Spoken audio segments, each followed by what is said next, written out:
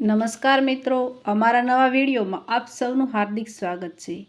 મિત્રો, આજે આપણે વાત કરીશું વહેતી જિંદગીનો પ્રવાહ ક્યારેક એવા બિંદુ પાસે આવીને થંભી જતો હોય છે કે એ જોઈને એવું લાગે જાણે અહીં ડેડ એન્ડ આવી ગયો। સામે એવી મજબૂત તોતિંગ દિવાલ આવી જાય જેને ભેદીને આગળ વધવું અશક્ય બની જાય। માણસાના રશેશભાઈની સાથે આવું જ બની ગયું। એમની પત્ની રેણુકાને માથાનો તીવ્ર દુખાવો શરૂ થયો। ડૉક્ટરે શંકા દર્શાવી, બ્રેન ટ્યુમર હોય એવું લાગે છે। ગભરાઈ જવાની જરૂર નથી, માથાના દુખાવાના બીજા ઘણા કારણો છે, પણ રેણુકાબેનની અન્ય ફરિયાદો પરથી મને ટ્યુમર હોવાની શંકા પડે છે। તમે ન્યુરોસર્જનને મળો। નિદાન એ જ નીકળ્યું અને ભયંકર સ્વરૂપમાં નીકળ્યું। બાયોપ્સી રિપોર્ટ્સમાં જાણવા મળ્યું કેન્સરની ગાંઠ છે। રેણુકાબેનની ઉંમર 35 વર્ષ, રશેશભાઈ 38ના। સંતાનોમાં 2 દીકરીઓ અને 1 દીકરો। ત્રણેય બાળકોને નોંધારા મૂકીને રેણુકાબેન મૃત્યુ પામ્યા। 1 મહિનો કારજક્રિયા, રોકકળ અને સ્વજનોને સાચવવામાં પસાર થઈ ગયા। પછી રશેશભાઈની ખરી કસોટી શરૂ થઈ। ત્રણેય સંતાનો એ ઉંમરના હતા જ્યારે એમને બાપ કરતાં પણ માતાની હાજરીની સતત જરૂર હોય છે। સવારે એમને જગાડવાથી શરૂ થતી દિનચર્યા મોડી રાતે વાર્તા સંભળાવીને પીઠ થાબડીને સુવડાવી દેવા સુધી ચાલતી હોય છે। આ પ્રવાસમાં અસંખ્ય પડાવો આવતા અને જતા હોય છે। આ પ્રત્યેક ઘટના એવી હોય છે જ્યાં બાળકોને મા અને માત્ર મા જ જોઈએ। સ્વયં ઈશ્વર પણ માનું સ્થાન ન લઈ શકે। રશેશભાઈના માતા પિતા, ભાઈઓ બહેનો, નાતીલાઓ અને પાડોશીઓ સુદ્ધા એક જ સલાહ આપી રહ્યા, બીજું લગ્ન કરી લો। તમે પણ કંઈ પરવારી નથી ગયા, ખાલી પથારી કાંટા ભોગશે। બાળકોને પણ માની જરૂર છે, ના પાડશો જ નહીં। રશેશભાઈ કરુણ સ્મિત કરીને બોલ્યા, પણ હું ક્યાં ના પાડું છું? તમે કન્યા બતાવો, હું બીજા દિવસે પાટલે બેસી જઈશ। ન્યાતના સમાચાર ફેલાઈ ગયા। 3 સંતાનોની જવાબદારી લેવા માટે કઈ સ્ત્રી રાજી થાય? માંડ એકાદ રહી ગયેલી કન્યાએ જરીતરી મરજી બતાવી, પણ આટલું પૂછી તો લીધું જ। ભવિષ્યમાં મારું બાળક જન્મે ત્યારે જૂની અને નવી પત્નીના બાળકો વચ્ચે ભેદભાવ તો નહીં કરવામાં આવે ને? સવાલ રશેશભાઈના કાન સુધી પહોંચ્યો। રશેશભાઈએ ચોખવટમાં શરત મૂકી, ના, એવો ભેદભાવ રાખવામાં નહીં આવે, કારણ કે નવી પત્નીને હું બાળક થવા જ નહીં દઉં। મારે 3 છે, એ જ બહુ છે। 3 બહુ છે। એ સાંભળીને માંડ વહુ બનવા તૈયાર થયેલું કન્યા રત્ન પણ ફરી બેઠું।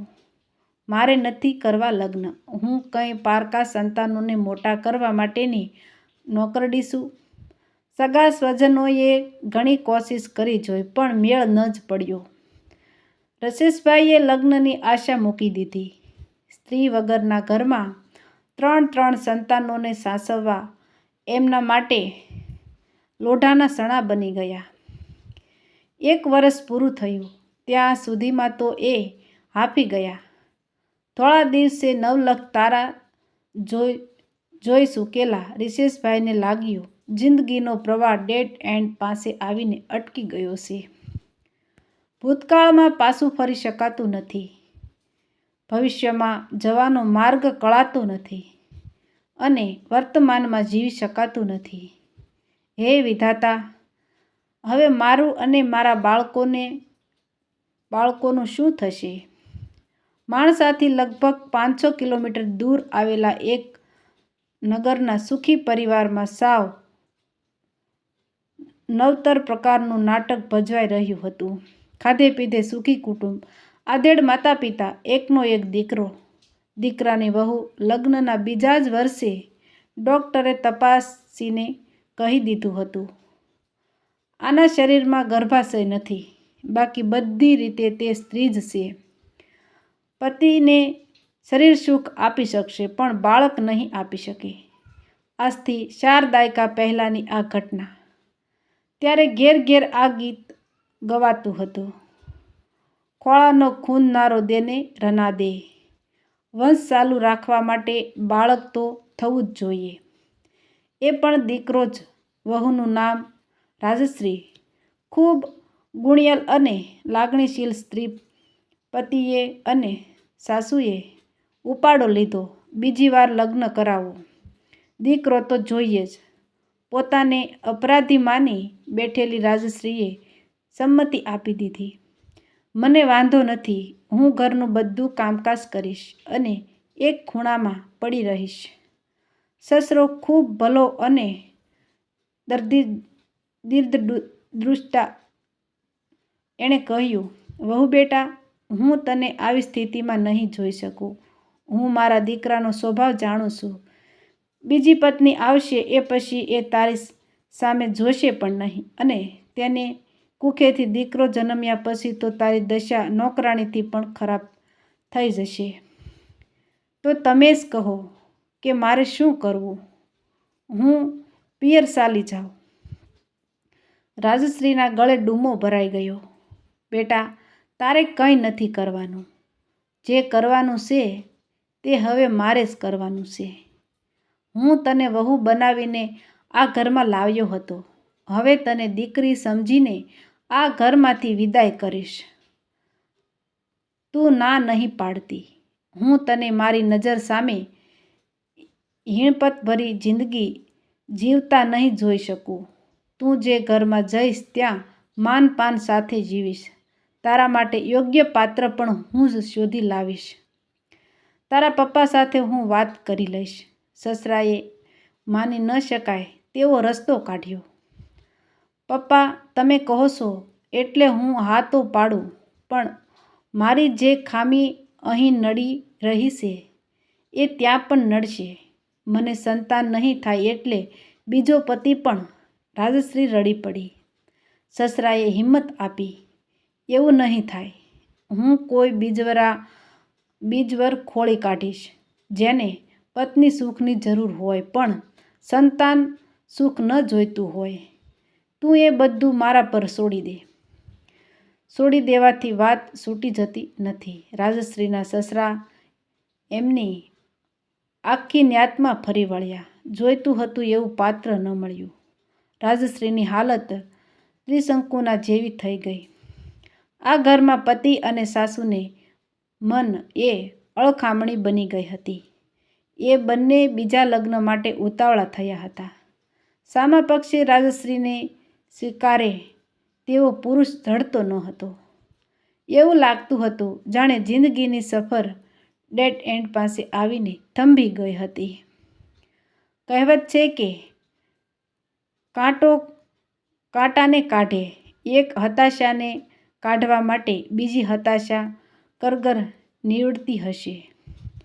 એ જે હોય તે, પણ એક દિવસ હવાના તરાપા પર સવાર થઈને સમાચાર રાજશ્રીના સસરા પાસે આવ્યા. માણસામાં એક વિધુર છે, 3 સંતાનોનો પિતા છે. એ બીજા લગ્ન કરવા ઈચ્છે છે, પણ એને ચોથું સંતાન જોઈતું નથી. રાજશ્રીના સસરાએ વાત ચલાવી. સામેથી સારો પ્રતિસાદ મળ્યો. 4-5 વાર મળ્યા પછી લગ્નનું નક્કી થઈ ગયું.